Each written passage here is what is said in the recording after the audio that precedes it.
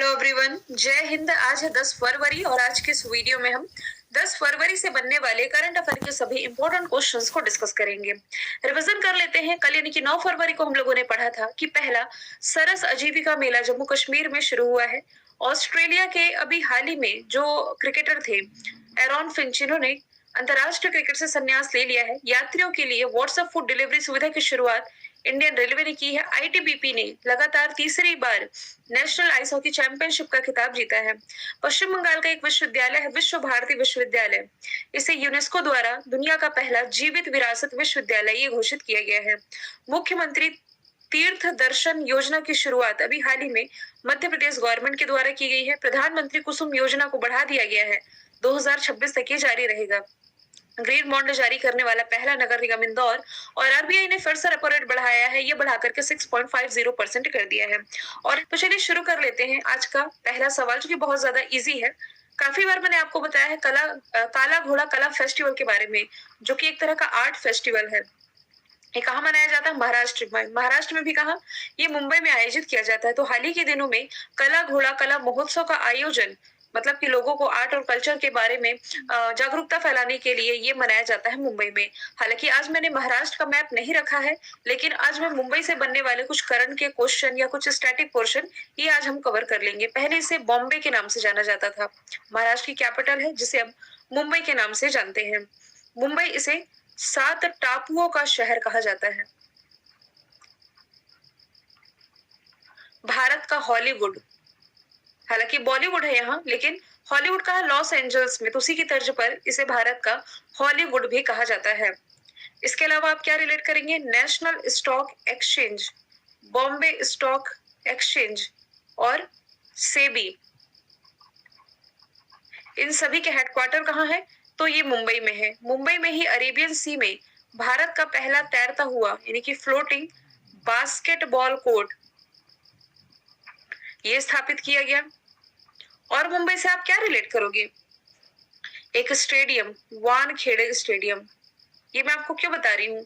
क्योंकि देखिए काफी बार ना आप लोगों से बीसीसीआई का हेडक्वार्टर पूछा जाता है, तो मुंबई में है, लेकिन ये वानखेड़े स्टेडियम में है।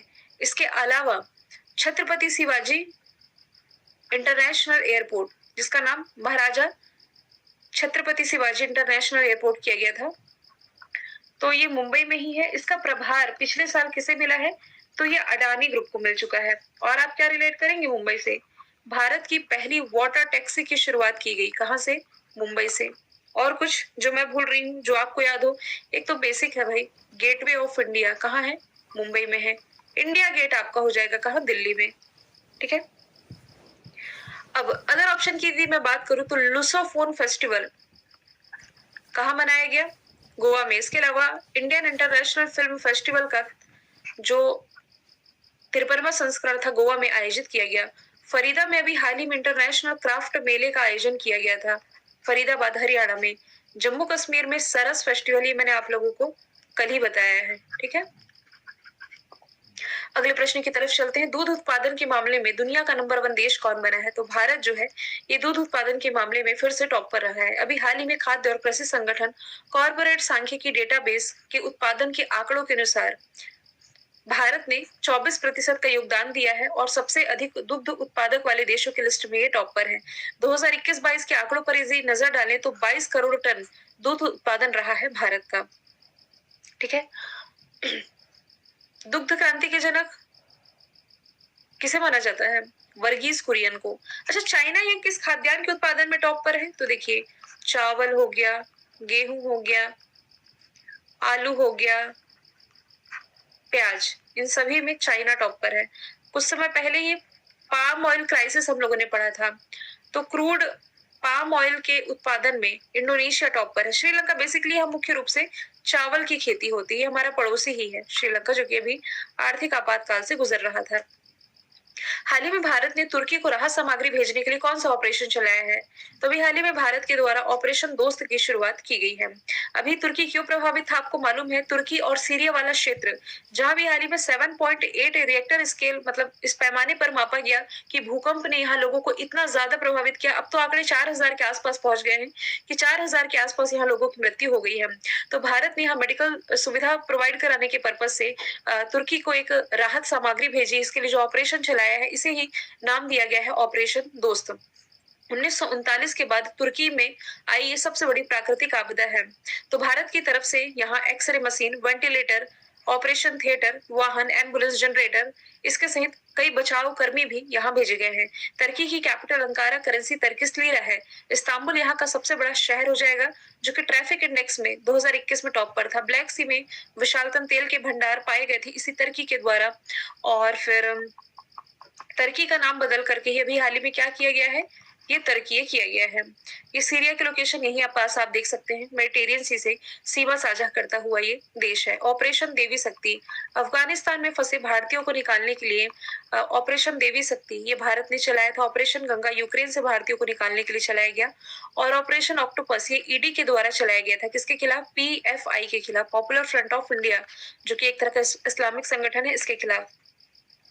मातृभूमि बुक ऑफ द ईयर 2021 का अवार्ड किसने जीता है? तो ये जीत लिया है डॉक्टर पैगी मोहन ने। तो इन्हें जो पुरस्कार है इनकी किताब वंडर्स किंग्स एंड मर्चेंट के लिए दिया गया है, जो कि प्रवासन के परिणाम स्वरूप भाषा के विकास को चित्रित करती है।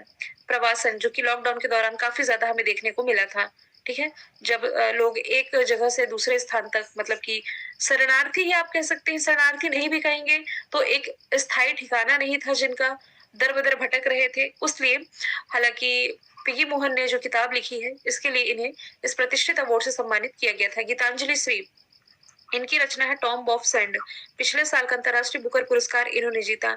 एनी एनॉक्स, अच्छा आप लोगों को याद होगा नोबेल प्राइज लिटरेचर के क्षेत्र का यानी कि साहित्य के क्षेत्र का 2022 वाला एनी एनॉक्स को ही मिला है। रस्किन बॉन्ड की कुछ किताबें आप लोगों को याद हो यदि तो द ब्लू अम्ब्रेला, स्पष्ट नहीं लिखा हुआ है, द ब्लू अम्ब्रेला हो गई, how to become a writer,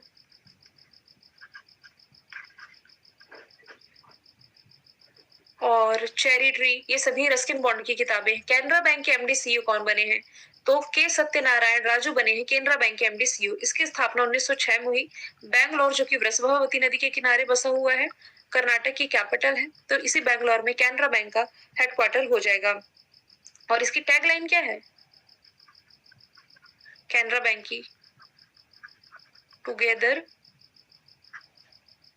we can.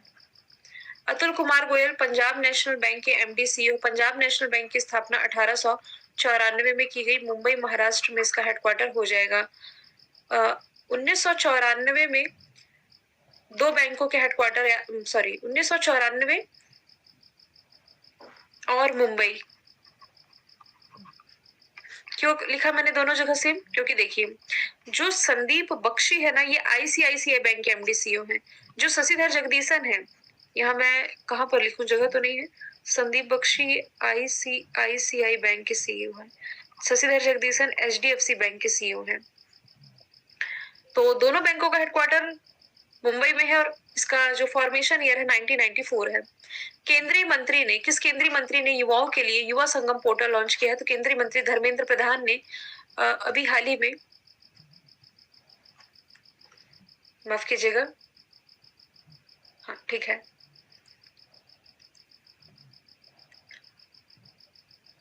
Dharmendra Pradhan द्वारा दिल्ली के इंदिरा गांधी कला केंद्र में युवा संगम पोर्टल लॉन्च किया गया। शिक्षा मंत्रालय ने एक भारत श्रेष्ठ भारत के तहत युवा संगम पोर्टल के साथ पायलट प्रोजेक्ट ये लॉन्च कर दिया है।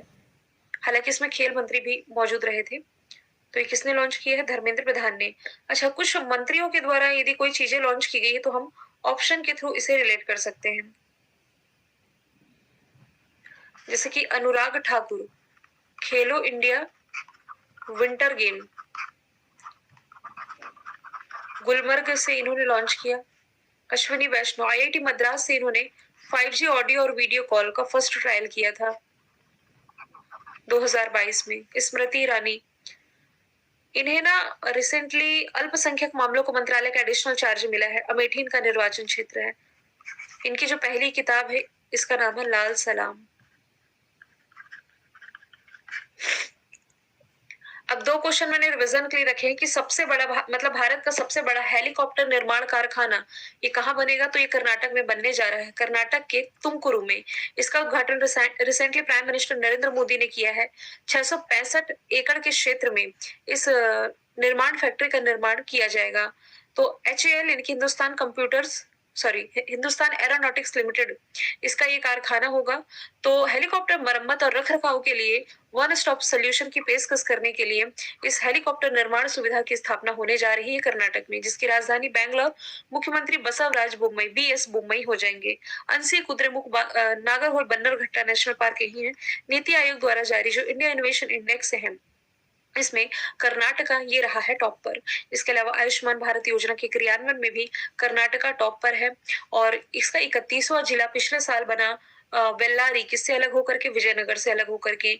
यही पास हुगली रेलवे स्टेशन है जो कि दुनिया का सबसे बड़ा रेलवे स्टेशन हो जाएगा। यहाँ हम फैक्ट्री की बात कर रहे हैं तो कोरवा ऑर्डिनेंस फैक्ट्री आप लोगों को याद होगी कहाँ की है? उत्तर प्रदेश की, जहाँ AK-203 असॉल्ट राइफल का निर्माण होगा। तमिलनाडु में जो चेन्नई है, चेन्नई में ओला के द्वारा सबसे बड़ा स्कूटर कारखाना ये स्थापित किया गया है।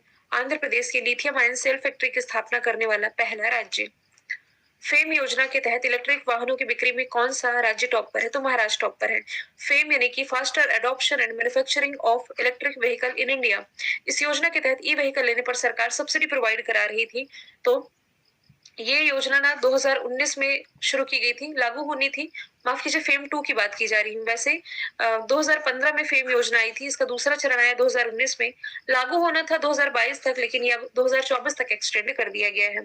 गुजरात ये गुड गवर्नेंस इंडेक्स में टॉप पर है। हरियाणा ये सबसे ज्यादा बेरोजगार वाले राज्यों की कैटेगरी में टॉप पर है। उड़ीसा MSME सेक्टर या इंद्रधनुष योजना के क्रियान्वयन में टॉप पर है। मैंने कल आप लोगों से पूछा था लद्दाख का पहला जैव विविधता विरासत स्थल ये है याया सोलेक। आज का सवाल है एशिया का पहला फ्लोटिंग फेस्टिवल कहाँ शुरू हुआ? आंसर इसका कमेंट बॉक्स में आप लोग बताएंगे। फिर हम मिलेंगे नेक्स्ट वीडियो के साथ। Thank you so much.